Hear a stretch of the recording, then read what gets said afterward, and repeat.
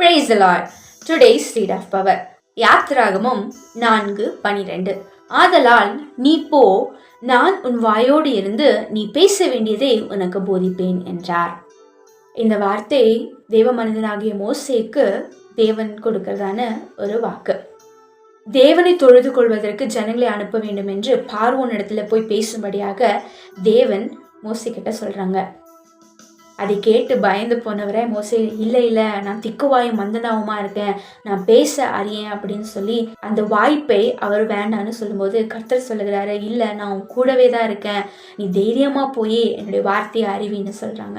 அதே போலதான் கர்த்தர் நம்ம கிட்ட கொடுத்ததான ஒரு சில காரியங்களை நம்ம செய்யாம அவர் கொடுத்ததான வார்த்தைக்கு கீழ்ப்படியாம நம்ம இருந்தோம்னா இன்றைக்கு அந்த வார்த்தைக்கு கீழ்ப்படியா அவர் நமக்கு சொல்லுகிறாரு. அவர் நம்மோடு வாயோடு வாயா இருந்து நம்ம பேச வேண்டியவைகளை அவர் நமக்கு போதி